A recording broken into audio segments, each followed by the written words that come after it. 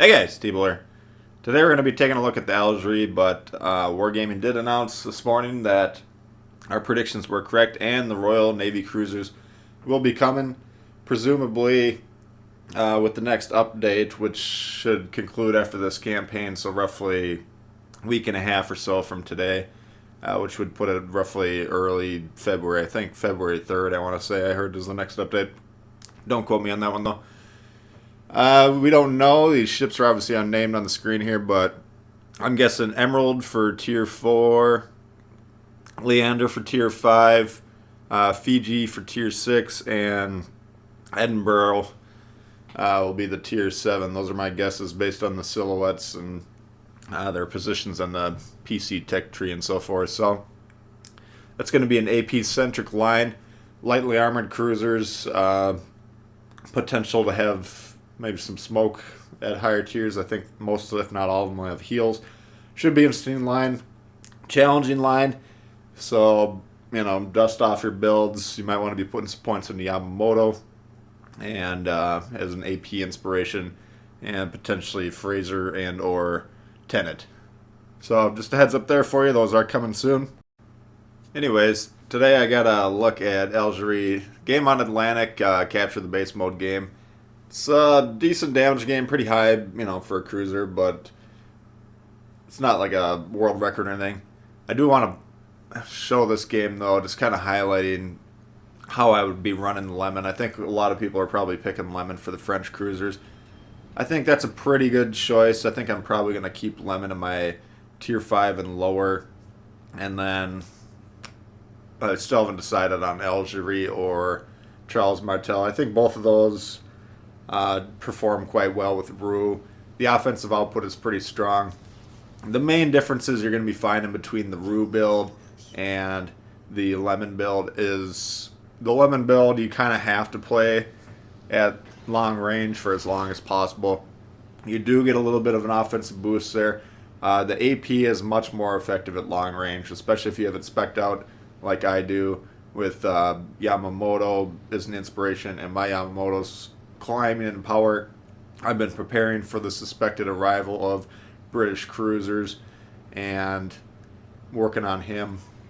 But the AP shells will be much more effective. You should be speccing it at range. I think it's the perk in slot 1 that adds 10%, give or take, when fully built out, which is quite helpful. Perk 2, additional fire chance. Perk 3, you're getting a significant boost to the AP pen. That's actually a bigger source of a boost than Yamamoto. Perks in general will always have more of an effect on your build than inspirations. But combined with Yamamoto, you get quite a significant AP pen boost, which we'll see at range here. And then slot 4, I get a little bit of added actually. Again, we're going to be primarily focusing on playing these at range. You don't want to be front line. You don't want to be taking a lot of incoming fire. So ideally, you want to kind of position yourselves behind your teammate. You're going to be noticing there's no indication of people targeting you. And that can be a problem on the Algerie and the Martel with Lemon.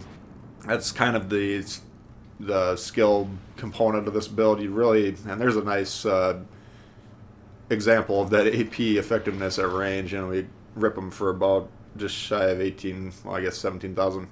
That's a significant shot in the Pensacola. Now, the Pensacola is not the hardest cruiser to citadel in the game, of course, but anything you can do to increase your effectiveness at range.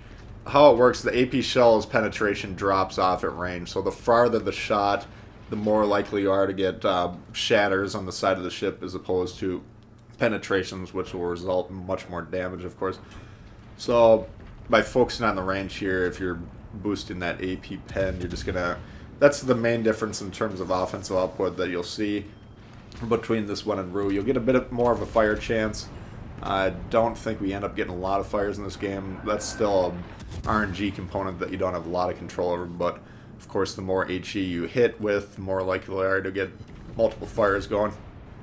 Legendary skill, you do get the extra consumables on this build and this strategy that's primarily an extra engine boost. You can see we do have it activated now. Once you kind of get incoming shots, the French cruisers are kind of known as fast cruisers, but the Japanese cruisers are faster, Maybe some other ones I'd have to double check, but they're not the fastest ships in the game until you pop the speed boost. So hitting that speed boost once people start to notice you and start to pay attention, that's going to help you, kind of dodge those shots. There's another Citadel, this time on the Nuremberg. Again, not the hardest target to Citadel, but these are pretty long range shots. And anyway, even though we're not going full speed right now, we're not going full speed all the time, we're still going to be playing with our throttle, trying to throw people off the scent. But having that boost will allow you to accelerate quicker once you need to start going. And once you're at full speed, it's going to increase your total speed there. Drawbacks, this build, dodgeability goes way down. With Rue and the defensive build commanders, you get options for multiple steering gears, you get options for extra speed, all sorts of things that are going to make your ship harder to hit. So you got to really be Johnny on the spot when it comes to that sort of stuff, playing with these offensive-minded commanders. Turret traverse far slower. You're going to see the guns take a little bit of time to catch up here on this build. And it's not too bad on the Algerie, but it's a bit of a difference. Now when you're flying around at full speed, trying to bob and weave and dodge shots, the turret traverse comes into play. So that's a bit of a drawback in the build, but it's something you just have to take into account for and just play around. And you can see the AP, we've been ripping Citadels left and right. We haven't actually been shooting too many shots of HE, which is maybe why we're getting a fewer fire chances. How about an early morning alliteration for you? We're up to 61k. We're already just shy of doubling our HP and damage, and the game's pretty young. I mean, we've eliminated just shy of half their team at this point, but pretty good offensive output.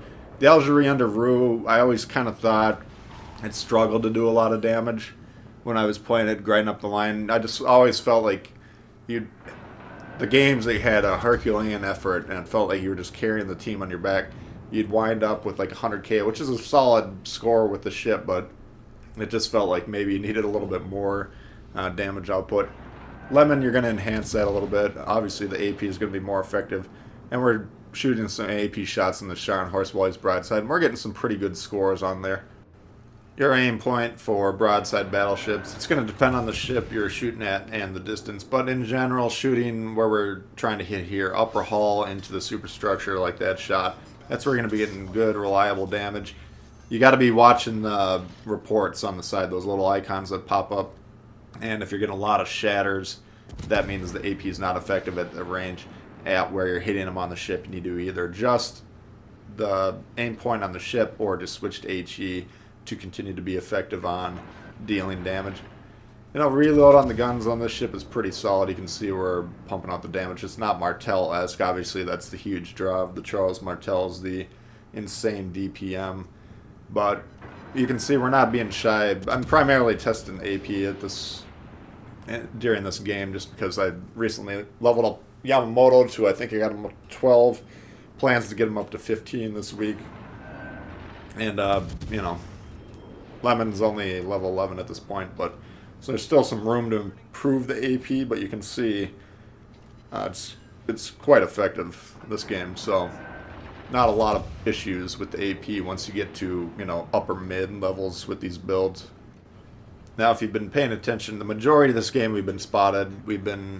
This enemy destroyer has been doing a good job keeping our team detected for them to shoot at. And that's fine as long as you're positioning your ship.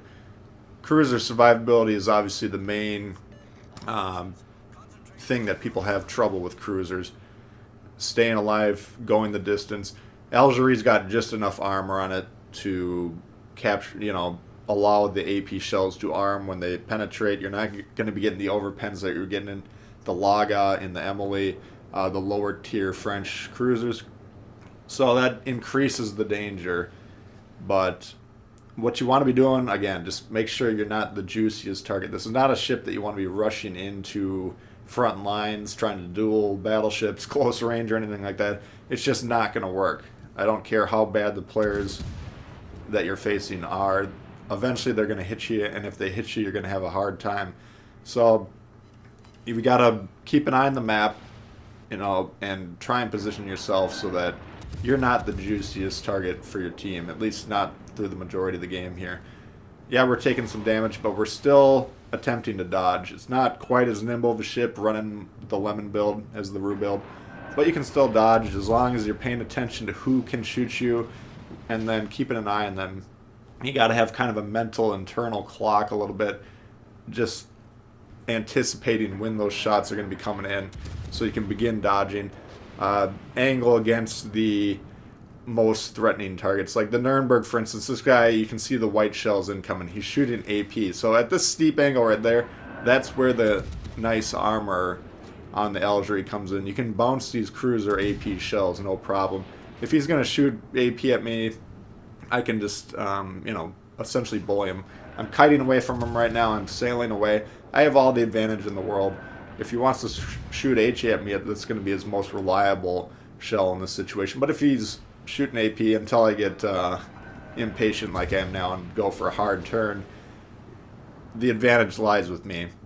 And I'm just making a little bit of a risky play there. I do want to finish him off before he gets around this island. That's why I'm turning around that way. But you can see we got away from that turn, and that's because over the course of this 1v1 with the Nuremberg, I was sailing away, just opening up just enough to fire the guns, sailing away, rinse and repeat. And you do that 2 or 3 or 4 times. That's the pattern that they recognize. That's what they expect you to do. And then if you time their incoming shots properly, as soon as they essentially hit you, bounce off your ship, then you can start that turn, and they're not going to be expected necessarily, and you can often get away with it. But it is a bit of a risky play. It's a roll of the dice. Anytime you present your broadside willingly to the enemy team, you are taking a risk. But by, presenting that pattern ahead of time that we're not going to turn, we're going to keep sailing away, then we were able to get away with it, kind of threw them off a little bit. New Orleans, we're just trying to pepper down here with, AP, HE, whatever we got loaded. He's sitting there broadside. He's not mainly concerned about us. The island's a little bit of a problem, but we're trying to sneak over whatever shots we can get here. So the Algerie, I like the ship. I think it's effective. I think it's probably, I don't know, I was going to say it's maybe the hardest ship in the line, but the Martel's hard too. It seems to be even less survivable just because the guns they're facing at tier 7. But, of course, you're trading the roughly 50% more damage output depending on what build you put on there. So Algerie, if you're struggling through it, just keep working on it. It's a good ship to hone the skills you're going to need to really shine in the Martel. But once you get the Martel, grinding the entirety of the French cruiser line is going to pay off.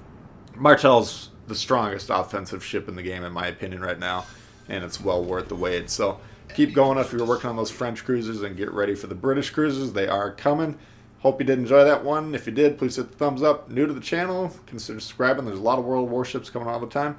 Questions, comments, leave them below. I do love to hear from you. And we'll see y'all later. All right, peace.